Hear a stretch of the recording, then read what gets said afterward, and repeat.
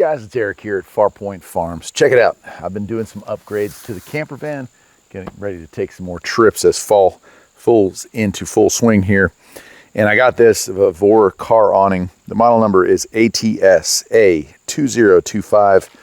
It is something that hopefully will bolt on nicely right here on the edge and give us a covered area, so if it's raining out, we'll have still a place to sit. I'm going to go ahead and get it out of the box, and we'll figure out how to go ahead and install this thing.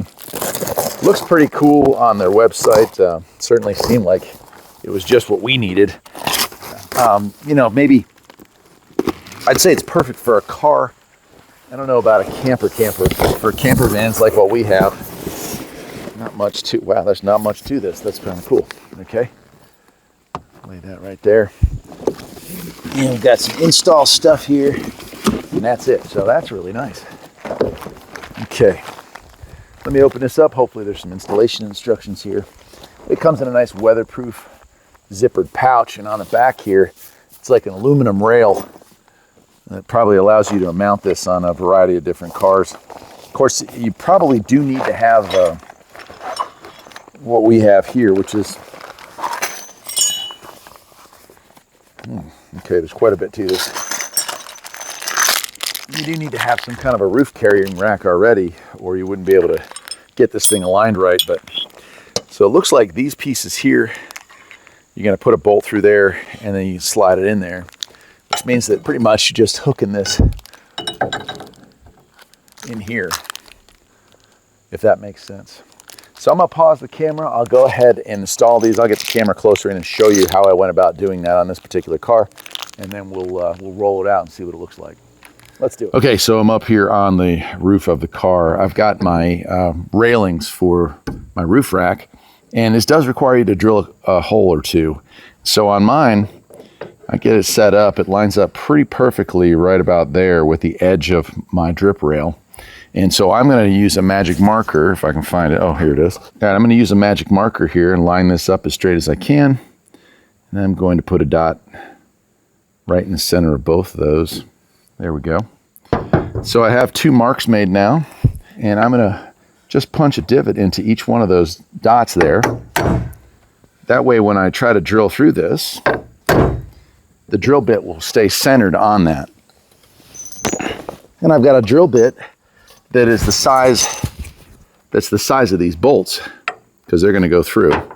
And I'm going to drill. The problem here is we don't want to drill and accidentally hit the hood of the car underneath. That'd be terrible. So I'm going to try real hard not to. But we're going to apply some downward force. There's one.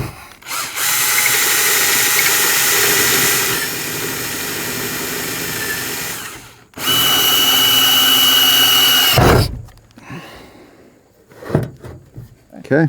You know what I've decided before I finish drilling through this is that I'm going to put a piece of wood underneath, so that way I won't pop a hole in the roof accidentally, because that would really suck. Oop. Okay. Then we're going to do the same thing with this second hole. So we've got those drilled. If you look at mine, we got a gap here. So what I did is I went ahead and got some washers, if I can get them in my pockets here. There we go. Just the various sizes of washers. And I'm going to use those to kind of shim this so that it's flat. There we go. And then once I've got that done, I'll go ahead and feed my bolts through. Oh, I want this further out.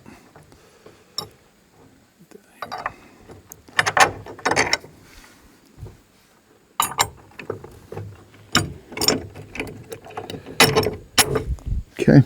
Now they do hang kind of low, but they do clear the hood of the car, and that's all that really matters. I'm going to get both those started by hand.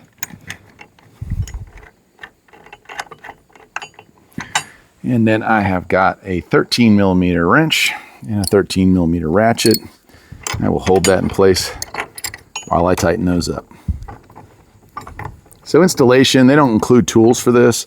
And again, the washers were something that are going to work nicely for my car, but may not be necessary for other roof racks. I know a lot of people are putting these on those cargo tops, which are really cool. The cool thing is with these, though, it does come with locking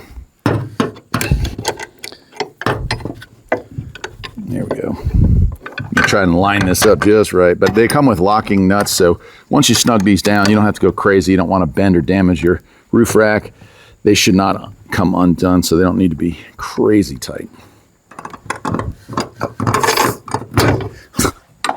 All right, so I've got that one in there. I will go ahead and do the other one off camera, and then we'll move to the next step.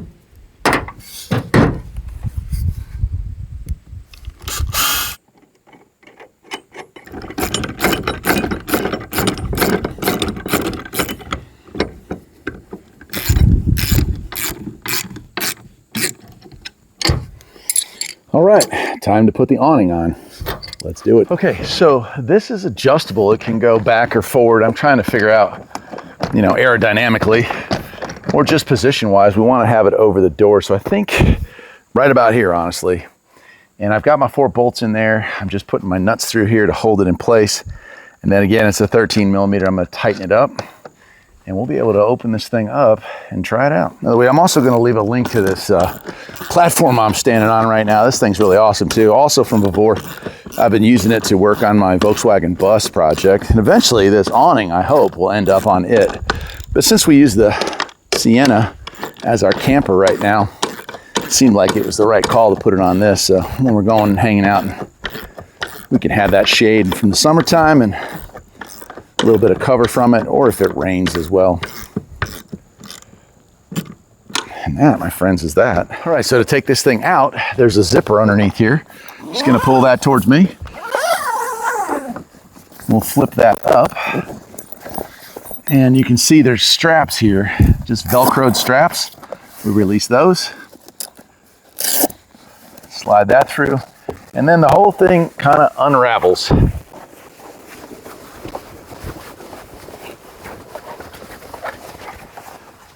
It's kind of cool. The awning itself is ripstop. You can see like the little cross hatches. And then these arms fold down, the legs fold down. You set those in place just for a moment. All right, once you got those legs, and of course we're gonna have to adjust them, but my wife is vertically challenged. There's these pieces here that swing out and they extend out and go into these pin locks here. And I'll get the camera off the tripod here in a second and show you what I'm talking about. There we go. And then we twist that to lock it. And on the sides, there's Velcro to wrap around those. And that's that. Now for me, I'm kind of tall, so I'm gonna lose that. I'm gonna make these a little taller up, like so.